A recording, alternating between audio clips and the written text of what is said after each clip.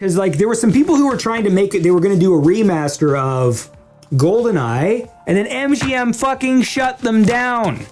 It was called GoldenEye 25. It was going to be for the 25th anniversary, and they got fucking shut down. Because, MGM had great plans to fucking release a half-ass port where the fucking controls on Switch don't even work. Like, that was their fucking plan. Fuck these people. Tell me why game companies do this. Because here's what I would do. If I knew that there were nerds out there making high-definition remasters of my game that I had the intellectual property rights for, right? So I own Mortal Kombat. I'm NetherRealm Studios. I'm Warner Brothers, okay? And there are some nerds making a high-def remake of Mortal Kombat 1. So what do I do as a fucking company? Oh, shut them down. Shut them down. Why not let them make the fucking game? Because they can't make any money on it because I own the fucking IP, right? I'm Midway in this case. Or no, Midway doesn't even exist anymore, does it? So I guess I'm Warner Brothers? NetherRealm?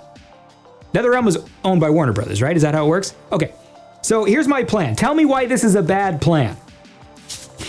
So there's nerds. It's like 2 or 3 that are kind of working together. They're making a fucking high definition remaster of Mortal Kombat. This actually happened. They got shut down too. So you wait till they're done.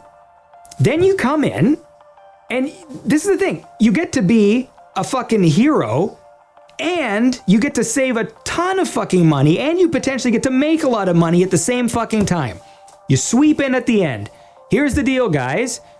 We own the IP, so you can't fucking make any money off this. So we're going to shut you down. Or give us the code. We're going to bring it to our team at NetherRealm Studios. And for the next 6 months, we will,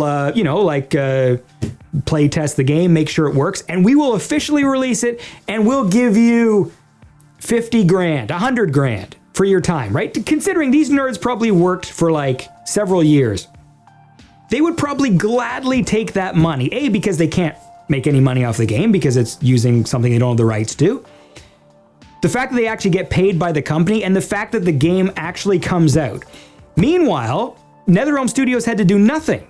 Right? So because they must have like full-time staff who are getting paid like proper wages because they're full-time staffers there. So I'm sure if they all of a sudden devoted 7 or 8 of their team to make an HD remaster of Mortal Kombat, it's probably going to cost them, like $400,000, $500,000 in, wages over the next few years and all the other shit. Meanwhile, these nerds did the work for you. So you just sweep in at the end, say, we'll give you this fucking amount of money, which they would probably accept because like they were doing it for free. And all of a sudden, Midway shows up and says, I'll fucking give you 50 grand. So the work's done. They test it. The nerd gets to go like, holy shit, I actually like there's an official game on the fucking store right now, like the Mortal Kombat HD remake. My name is on it because I was like head producer of the fucking remaster. Now that person gets, I made a video game on my resume. That fucking video game is like an actual game that people have played because it's fucking Mortal Kombat, right? So all the fans will fucking buy it. And they got a bit of money, but like the company still saved a bunch because they didn't have to pay like their own staff to fucking make it. And the company gets to be a fucking hero because now they're a company that's friendly to the fucking modding community, that's friendly to the gaming community, right? That didn't shut down the project, that actually encouraged the thing to be made. Everybody wins in that scenario. Like, I don't see a loser in that scenario. I don't know why the companies don't do it. Now, maybe there's a reason, and I don't know. And someone can tell me right now, they'll just be like, Andy, because with the fucking, if they let one person do this, then blah, blah, blah, the fucking world implodes or whatever. Like, maybe that's the thing. But I just don't get it. And look, if the game sucks, you shut it down. Like obviously, some fans are going to make stuff that sucks. People do it all the time. Right? You watch stupid like mashup videos on YouTube and stuff where people put no effort into it and it sucks. Fine. Shut that shit down if it's an embarrassment to your IP. Like if someone's sitting there writing stupid like, I just did this whole video about how Scorpion fucked a cat or something, right? And you just go, well, fucking we'll shut you down because that sucks. But if some fan makes a really awesome game with Scorpion in it and you actually play it and go like, actually this is pretty good and we have nothing else to sell right now. Right? This is the thing that drives me nuts. When MGM will be like, oh, we're shutting this GoldenEye project down. Oh, great, because you have something else lined up, right? No. What the fuck? So literally there's two, because it was two guys making that GoldenEye game and they had fucking previs footage and it looked good. One guy was making the music and he was doing a great job too because he was taking actual movie samples, and so they were like remaking the music from the game but making it sound more like it was like a movie score. Literally there's no losers. Two fucking guys were making that game and they shut it down so that in fucking 3 years later they could release some half-ass port on the fucking Switch and the Xbox. And not only that, but it's not even a great port, because the port that already exists, that has existed on the fucking computer for 10 years at least, is better.